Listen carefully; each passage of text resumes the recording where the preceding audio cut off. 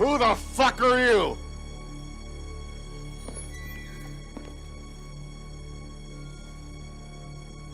Death. Hello everyone, welcome back to another episode of Movie Man Beyond. Today's episode I'm going to look at the Death Wish movies, the Charles Bronson ones, not the terrible imitation, the Bruce Willis one. So, let's do it.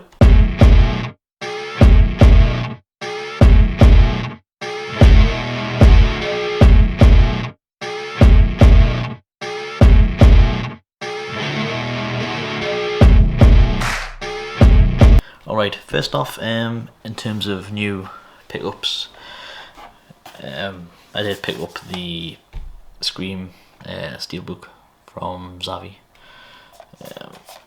It's actually really nice, lovely finish. Includes the 4K version. Like I say, really enjoyed Scream, the new one. Thought it was a fine return to form. So, anyways, as I was saying on the last video, right at the end, I did say that I was wanting to make more videos, but excuse me.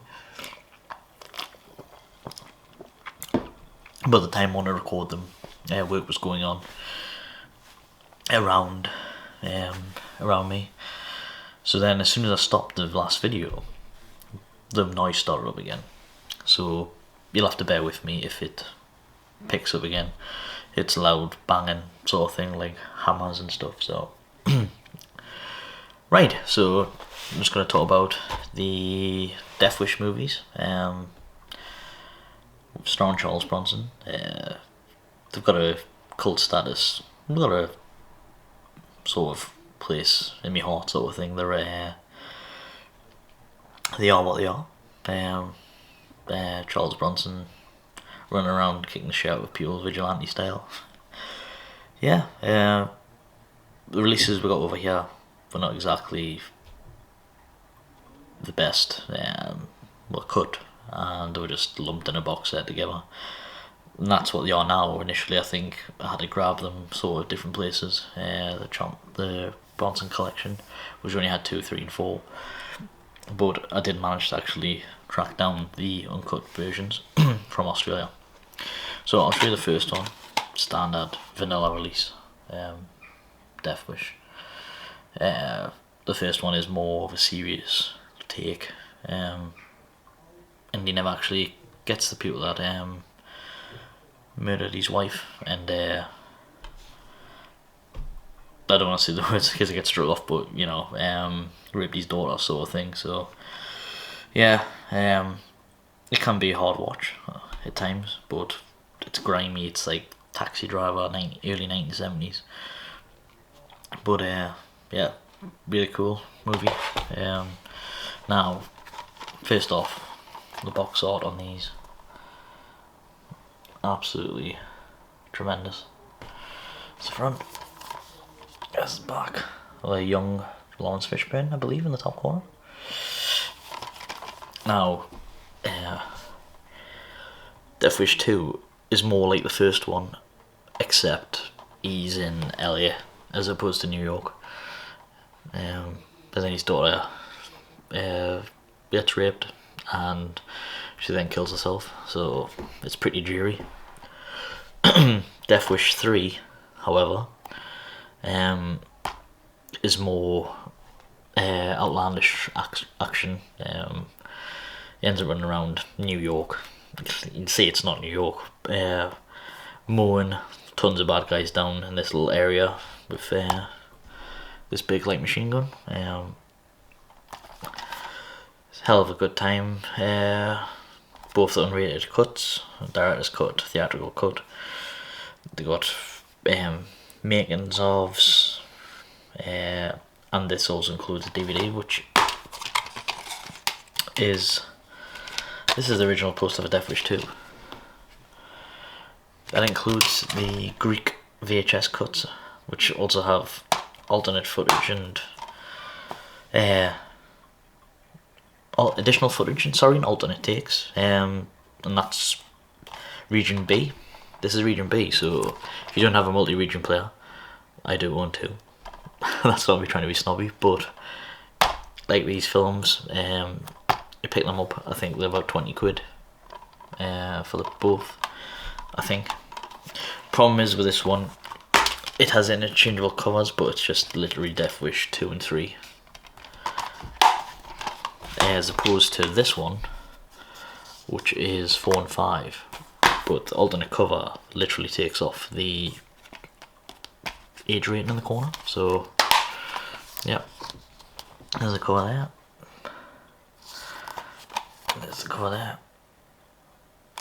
So this one includes... actually doesn't say. Audio commentaries by Paul Talbot. I do have a couple of his books. Theatrical trailers, TV spot, TV broadcast promo, VHS previews, and image gallery. Death Wish 4 is more sort of it's called the Crackdown. It's more to do with drugs and stuff like that. He goes after people that are supplying drugs to young kids and stuff. There's even a line in the film where he says this. How many what? How many children have you killed with this shit?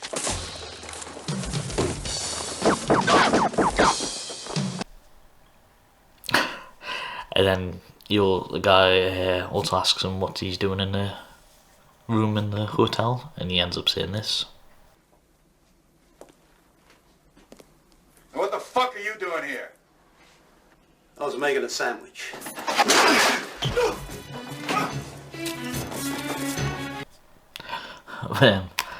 Yeah, they do have some one-liners, cracking one-liners, but once again, I think it's great seeing Charles Bronson run around kicking ass, even at his age.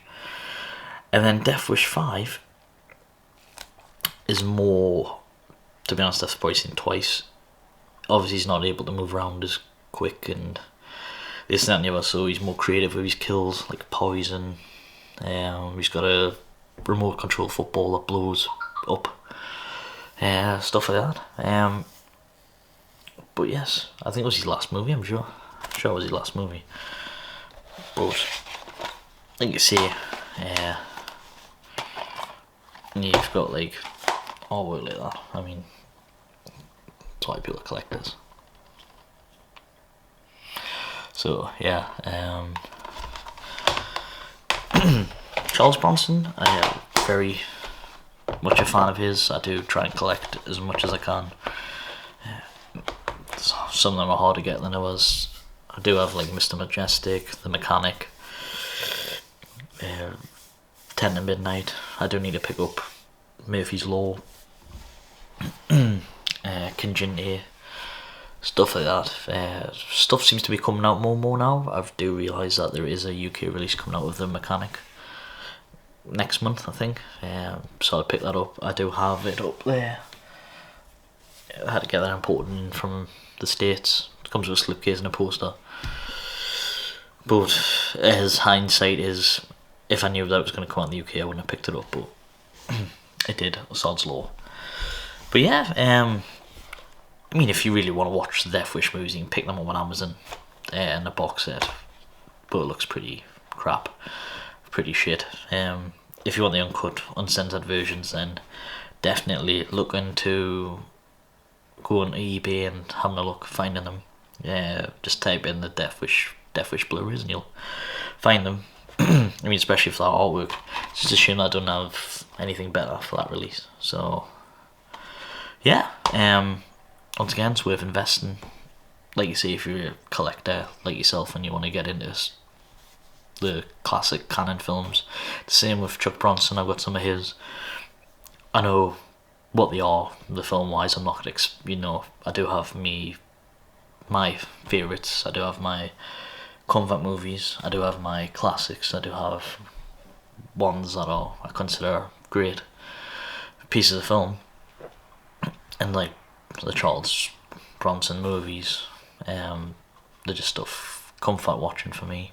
A bit like the Chuck Norris ones, and they got me Van Damme's, the Stallones, the Schwarzeneggers. But yeah, and I would say if you don't have a multi-region player, it's definitely worth investing. I mean, I think I picked up one for £100 and one was 150. I got one in the living room, one in the bedroom, so definitely worth investing in. It's literally just software. Put the codes in, bang, watch what you want, which is how it should be. I also like how the PlayStation 5 is actually a multi-region 4K player as well, so that's pretty cool.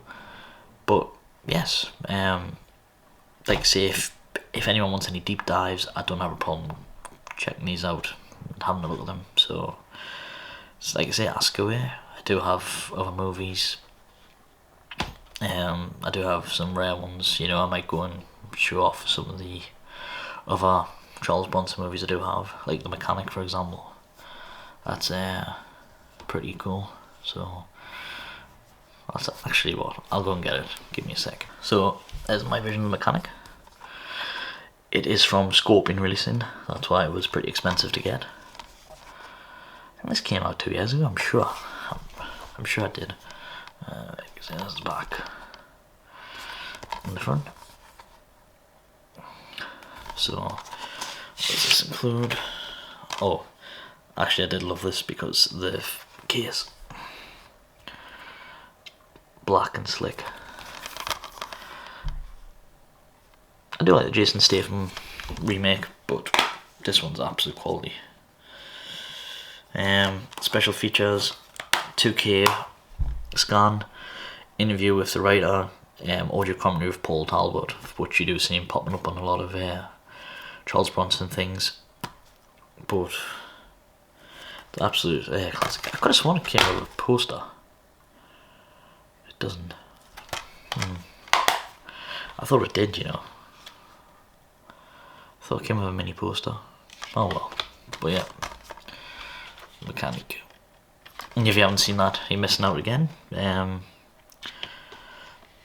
It's different ending to the remake, that's for sure. So it's not all smiles and not all Jason Statham riding off into the sunset, you know. They did have balls back in the day to, you know, this is the ending, good guy, go on. Like, look at the poster. I mean, in this tagline, they call him the mechanic. He has 100 ways to kill, and they all work. Awesome. Really awesome. Be interesting to see what the UK release is.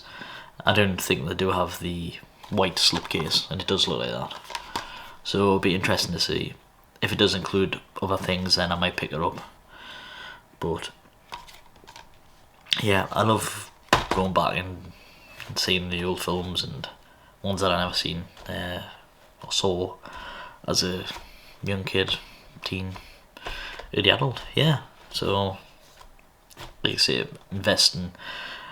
I know sometimes you look at things and when you're purchasing media and you think, oh, is it going to be worth it? But you buy it once. I mean, how better can these films get? I know the Blu-ray, and then it's like they don't even have a 4K transfer of these because the actual film negative, they don't have that.